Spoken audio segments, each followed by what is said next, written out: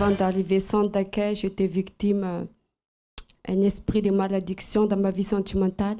Et ça m'a contaminé ma vie spirituelle et ma vie financière. Je n'avais pas de projet, j'étais tombée dans la dépression et j'habitais chez les gens. Je n'avais même pas de formation où habiter. Et c'est comme ça que je suis venue au centre d'accueil. Et maintenant, après que vous avez participé, qu'est-ce que Dieu a fait dans votre vie? D'abord, quand je suis venue au centre d'accueil en 2005, mois de décembre, j'ai sublimé où il y a les problèmes, c'était dans ma vie sentimentale. Et j'étais sincère devant Dieu. J'ai dit, mon Dieu, délivre-moi dans ma vie sentimentale. Parce que c'est ça ce qui m'a détruit ma vie. J'étais déjà mariée avant. Et c'était détruit. À chaque fois, je trouve quelqu'un et ça n'a jamais marché parce que j'étais une double face. J'attirais beaucoup les garçons, mais derrière ça, il y avait un démon qui m'utilisait. J'étais autre personne, même au point que je voulais tuer mon ex-mari avec un couteau. Et puis il avait dit que je t'amène à l'hôpital psychiatrique parce que tu es folle. J'étais complètement folle avec, j'ai perdu ma tête. Et c'est comme ça que je suis venue au centre d'accueil. J'ai demandé la délivrance, je n'ai pas demandé d'être mariée. La délivrance, et là que je commence tout à zéro avec Dieu. Dieu m'a rétabli ma vie spirituelle, ma vie financière. J'ai recommencé à faire des études et j'ai obtenu mon diplôme. Je travaille pour les enfants handicapés et aussi les personnes âgées. Et je me suis concentrée dans ma vie spirituelle avec Dieu. Et Dieu, aujourd'hui, ma vie spirituelle, je suis bien. Et c'est après que Dieu m'a donné la direction de demander pour ma vie sentimentale. Et aujourd'hui, je suis mariée. Mon mari, il est là. J'étais dans la dépression. Je voulais même me suicider. Même vous suicider? Vous avez l'envie de suicide? J'avais envie, mais je n'ai pas passé encore l'acte. OK. Et la dépression est partie? Est partie avec. Amen. Grâce à Dieu. Que Dieu vous bénisse plus. Bonjour, comment on vous appelle? Alors, Madame Marjorie. Madame Marjorie. Alors, avant d'être venue au centre d'accueil, comment était votre vie? Donc, avant d'arriver au centre d'accueil, j'avais une vie de souffrance, une vie complètement détruite, de honte. J'ai été suicidaire, en fait.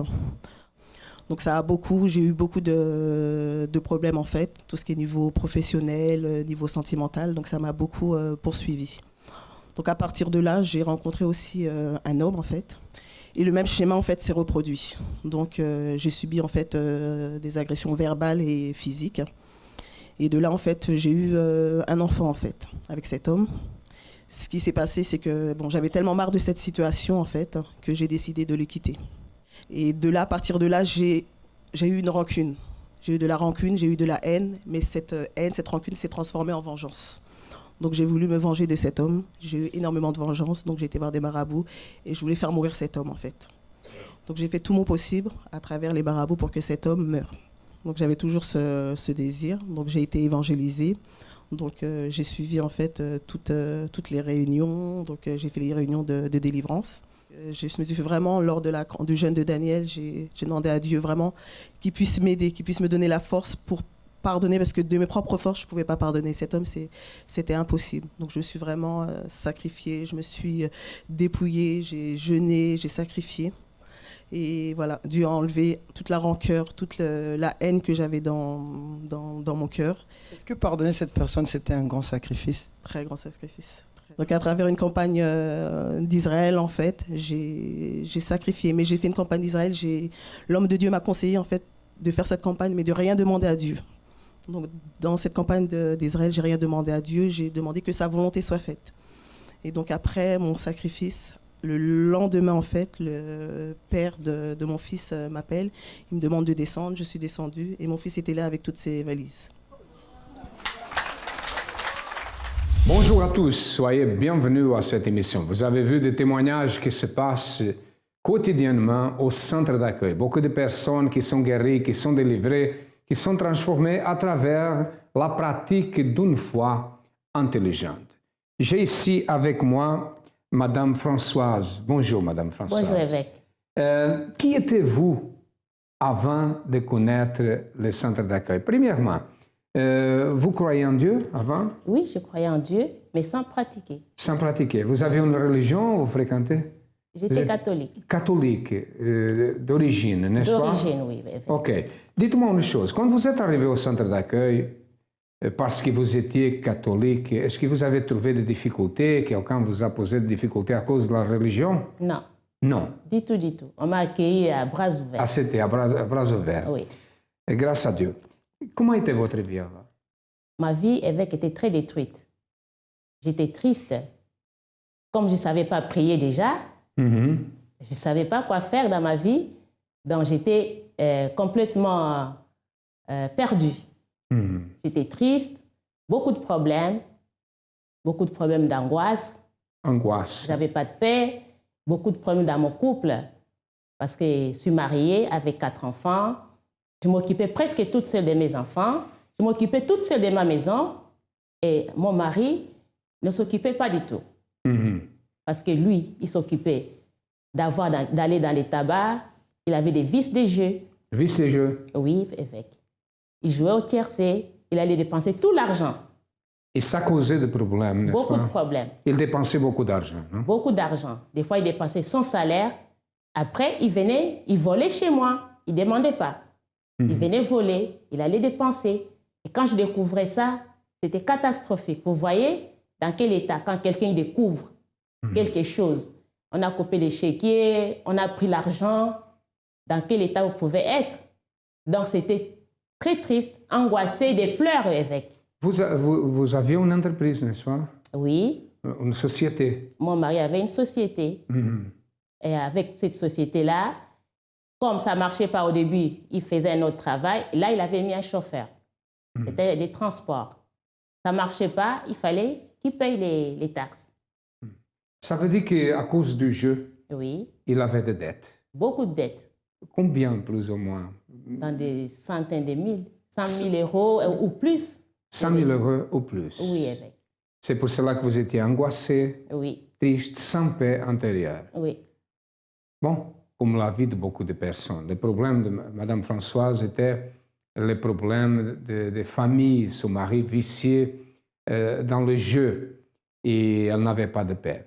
C'est comme ça qu'elle est arrivée au centre d'accueil. Pensez bien, méditez. Elle est venue comme ça. Elle croyait en Dieu. Elle avait une religion. Mais même comme ça, sa vie ne marchait pas. Ça, c'est la vie de beaucoup de personnes qui croient que Dieu existe, qui sont même religieuses, qui ont une croyance. Mais en même temps, il vient une question. Mais si vraiment Dieu existe, pourquoi ces choses? Est-ce que vous avez quelquefois pensé à ça ou dit ça? Si Dieu vraiment, il existe, pourquoi ma vie est comme ça? non. Non? Parce que quand j'étais petite, quand je me donnais vraiment à lui, je voyais que j'ai comparé la vie quand j'étais petite et maintenant quand je priais plus. J'ai dit, il y a une différence. Et quand je suis partie, j'ai rencontré le centre d'accueil, ma mémoire commençait à revoir, Ah, ok. écouter les paroles. J'ai dit, mais tout ça, je connaissais avant, j'avais tout perdu. J'ai dit, ah, mais c'est bien ça. Après, je commençais à me donner, je commençais à avoir l'espoir. Mes problèmes, je ne m'occupais plus. Ok, mais vous savez qu'il y a beaucoup de personnes, et je sais qu'il y a beaucoup de personnes qui pensent, mais si Dieu existe vraiment, pourquoi cette situation? Peut-être c'est ça que vous pensez en ce moment. Sachez que la solution existe. Nous retournerons. Regardez plus de témoignages. Avant de connaître le centre d'accueil, j'étais très jeune, mais j'étais déjà une fille très triste, très angoissée. J'étais aussi complexée et dû à tout ça, je suis devenue très timide, très renfermée sur moi-même et je n'osais pas parler avec les gens. J'étais quelqu'un de bloqué dans tous les sens de ma vie parce que je n'arrivais pas à avoir une vie sociale bien, parce que je n'arrivais pas justement à parler avec les gens. Donc cela a fait que j'ai eu une enfance très dure. Malgré que j'avais quelques amis, quand j'étais chez moi, je me sentais toujours seule, je me sentais toujours vide. Et j'ai déjà même eu envie de me suicider alors que je devais avoir 12 ans quand j'ai connu le centre d'accueil. Et justement, c'est en connaissant le centre d'accueil et en connaissant et en pratiquant les conseils pratiques qui étaient donnés, intelligents aussi, que j'ai pu justement apprendre à vivre une vie heureuse, apprendre à devenir heureuse. Et au jour d'aujourd'hui, j'ai plus cette timidité, ce complexe d'infériorité qui me dominait avant. Et justement, je suis heureuse, je suis quelqu'un de réalisé. Et au jour d'aujourd'hui, j'ai la joie de vivre que je ne connaissais pas avant de connaître le centre d'accueil.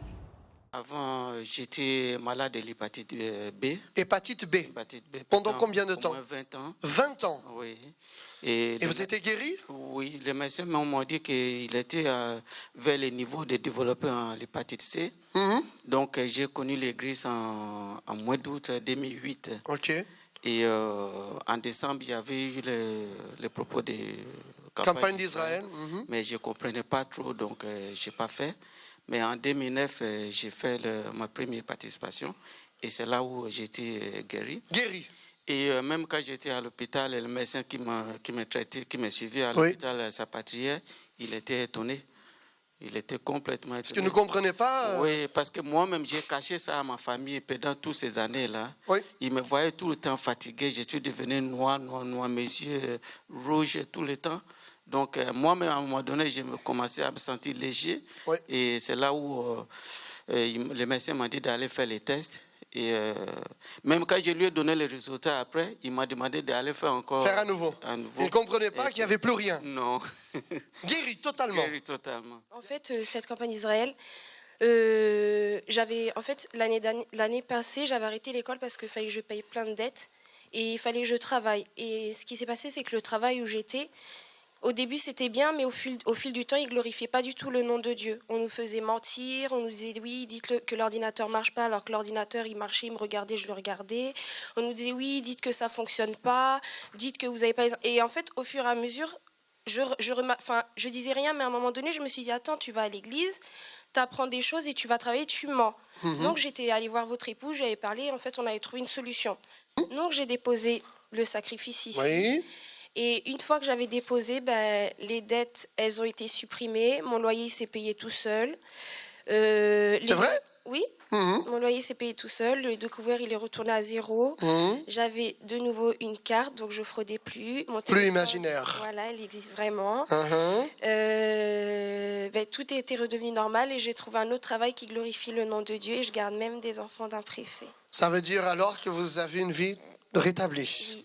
Béni à travers le sacrifice qui a fait cela. C'est le Seigneur Jésus. Bien fort pour le Seigneur Jésus. Merci. Bon, nous sommes ici avec Madame Françoise. Son mari était vicié dans le jeu. Elle était endettée plus de 100 000 euros. Elle était une personne triste, angoissée et n'avait pas la paix intérieure. Madame Françoise, au-delà de ça, vous m'avez parlé d'un problème de santé. Vous avez un problème de santé? Oui, évêque. Quand je suis venue, au début, je n'étais pas malade physiquement. Mais vu ces problèmes-là, je me sentais triste, angoissée. C'est ça qui provoquait, la tristesse provoquait une mauvaise santé, au fait. Donc, je maigrissais et je ne savais pas pourquoi. J'étais toute maigre, toute vieille. OK. Mais je n'étais pas... Vous aviez un problème de sciatique, c'est ça? Oui. Qu'est-ce que ça vous provoquait? Il n'y a pas longtemps, là, toujours dans la présence de Dieu, en train de servir Dieu, ça a apparu une maladie. J'ai dit non, Seigneur. Je n'ai pas accepté. J'ai dit non. J'ai commencé à avoir des douleurs. J'ai dit non. C'est impossible. Un enfant de Dieu ne peut pas être malade. Alors, je ne veux pas la maladie. J'ai dit non. J'ai commencé, je suis partie voir le médecin. Il m'a traité. Ça n'a pas marché 2 fois, ça n'a pas marché 3 fois. Il me dit, non, il faut faire des examens approfondis. On a fait les examens approfondis, ça a montré qu'il y avait un début d'une sciatique. J'ai dit, bon, il faut soigner. Il m'a dit, non, il faut être hospitalisé. Hospitalisé pour être opéré. J'ai dit, non, docteur, pas d'opération. Il m'a dit, si, madame.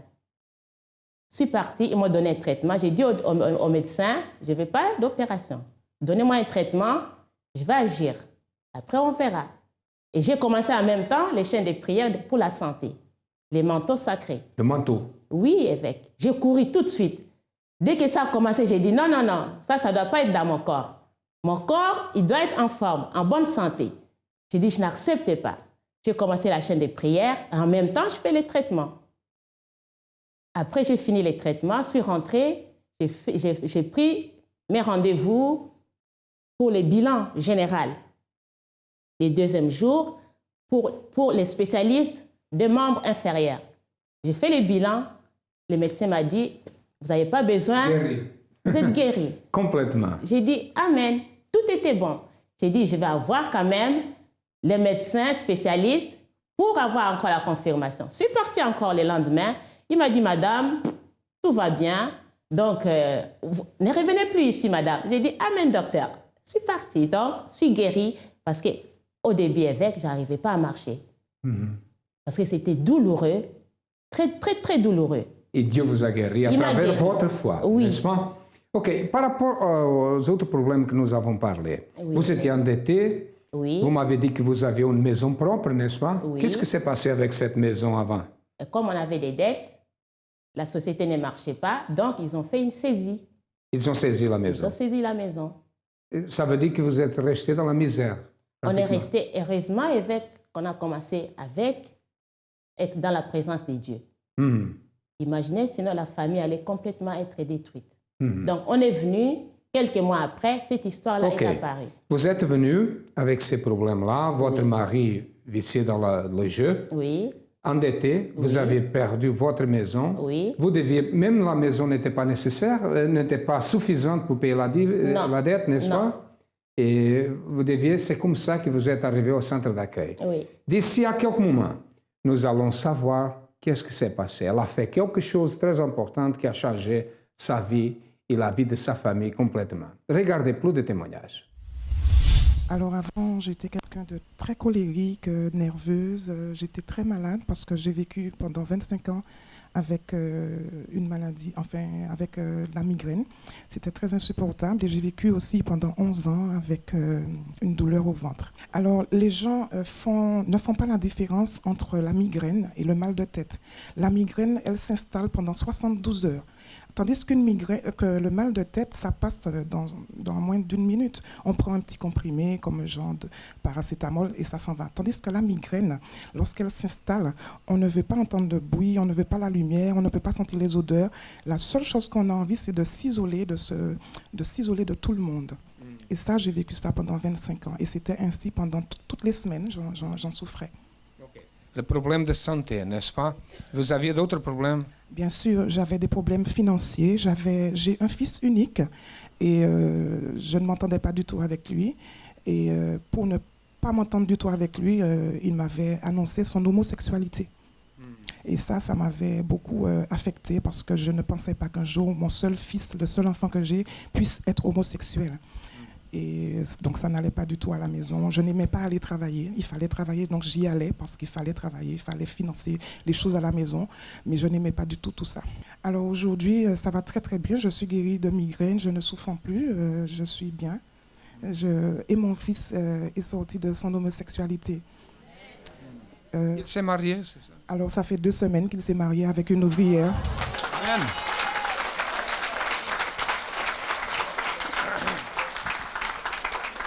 Qu'est-ce que vous avez fait pour ces choses-là? Vous avez fait quoi? Alors, pour sortir mon fils de l'homosexualité, j'ai participé à la campagne d'Israël, mais j'ai participé vraiment corps, âme, esprit, tout ce que j'avais, j'ai tout déposé sur l'autel.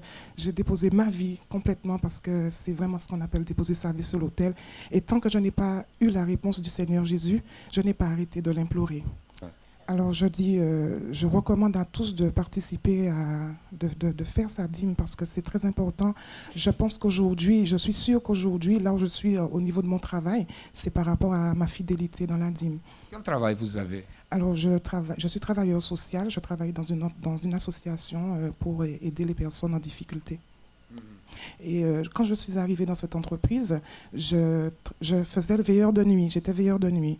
Et aujourd'hui, je suis responsable de 2 sites. Je n'ai pas de diplôme pour cela, mais c'est à travers ma fidélité, à travers mes offrandes, à travers le sacrifice d'Israël que je suis aujourd'hui responsable de 2 sites sans diplôme.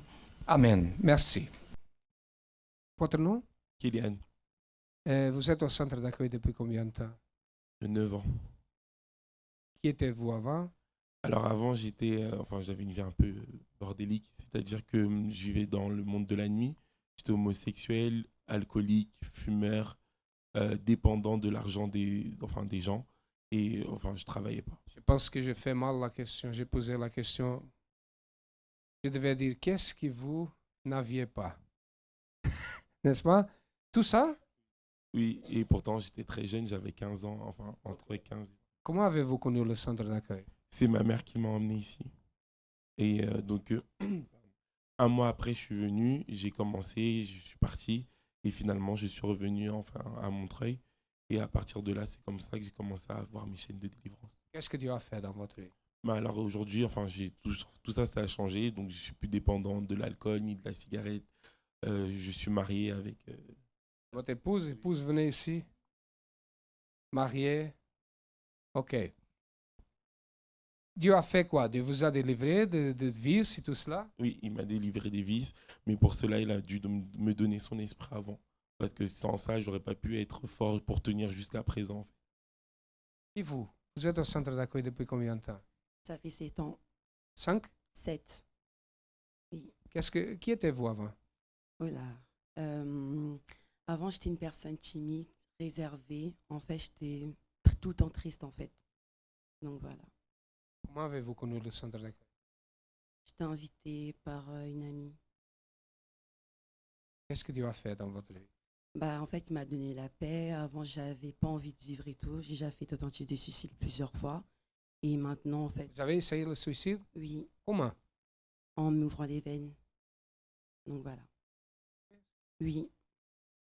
Pourquoi le suicide? Pourquoi une personne pense à se suicider? Qu'est-ce que vous a amené à avoir la pensée de suicide? Vous aviez aussi cette pensée? Vous? Je sais pas, j'étais pas bien. En fait, je me sentais triste parce que j'étais complexée aussi.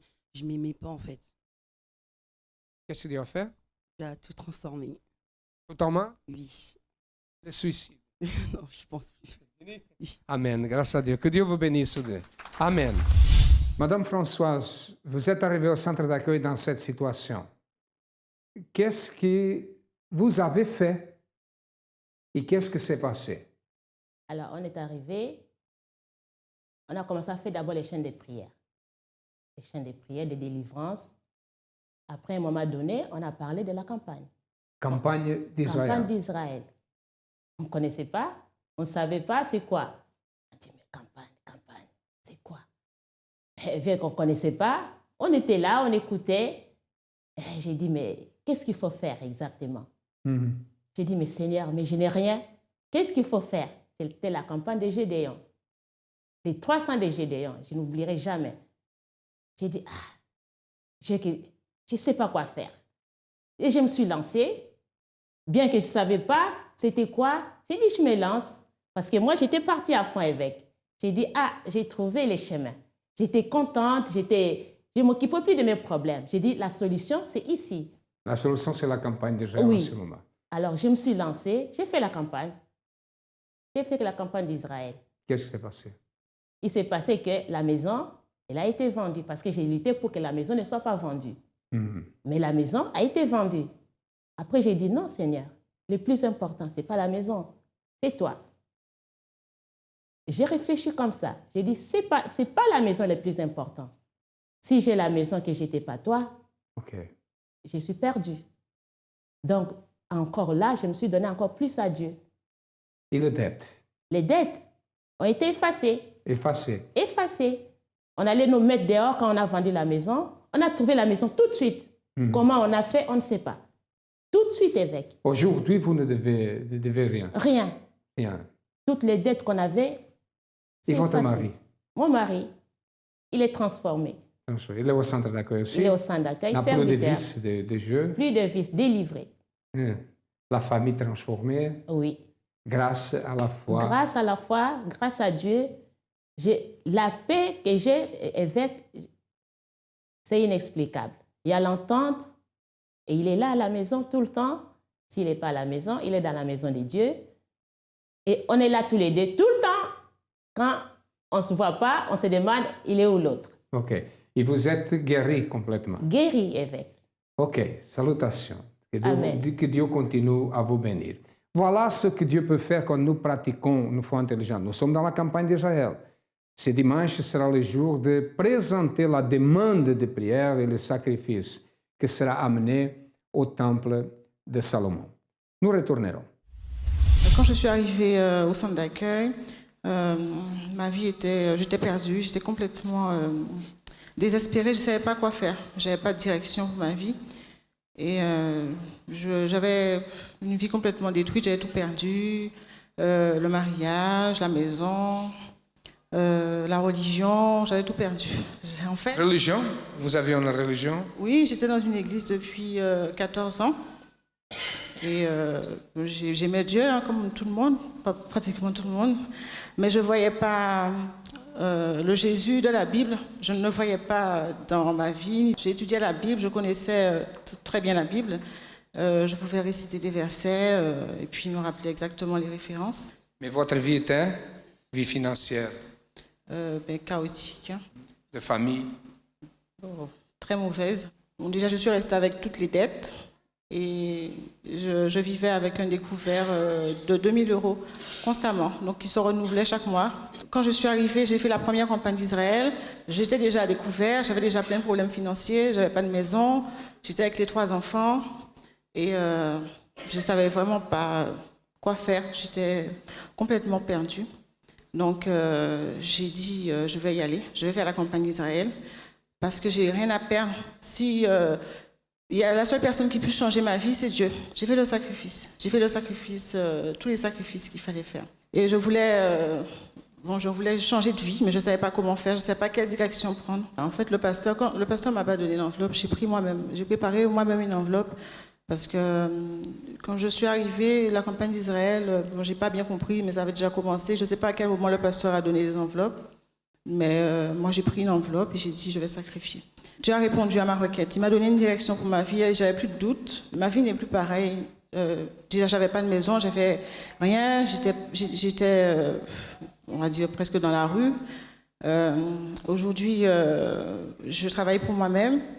Vous avez une entreprise? Oui, j'ai mon entreprise individuelle, j'ai une SARL et une autre entreprise à côté. Deux entreprises? 3.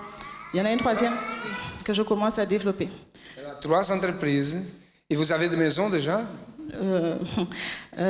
Entre-temps, je n'avais pas de maison où habiter, j'étais logée. Donc, à la suite d'une campagne, Dieu m'a donné en une semaine un appartement. Après, j'ai déménagé pour habiter ici à Cergy, dans un pavillon, dans un domaine. Et là où je suis, moi, je n'ai pas la condition aux yeux de l'homme d'y être. Donc, je dis que Dieu m'a mis là pour glorifier son nom, pour lui. Parce que campagne après campagne, mon objectif, c'est glorifier Dieu. Ghislaine est plus une des personnes, de millions de personnes au monde qui a trouvé la solution. Elle était endettée, elle avait beaucoup de problèmes. Aujourd'hui, elle a 3 entreprises, elle a changé complètement à travers la campagne d'Israël. Et vous, comment va votre vie? Est-ce que vous avez déjà trouvé la bonne porte ou vous dites, je n'ai pas trouvé le bon chemin, la bonne porte? Sachez qu'au centre d'accueil, ils sont des millions qui sont bénis, comme le témoignage que vous avez vu, qui montre que vraiment Dieu se manifeste quand nous manifestons notre foi. Si vous avez besoin de notre aide, nous sommes situés au 254 de la rue du Faubourg Saint-Martin, au 10e arrondissement à Paris. Nous avons d'autres centres d'accueil. Les adresses sont passées, passent dans votre téléviseur, dans votre ordinateur. Cherchez le plus proche de vous et nous sommes là pour vous aider. À demain et que Dieu vous bénisse à tous abondamment.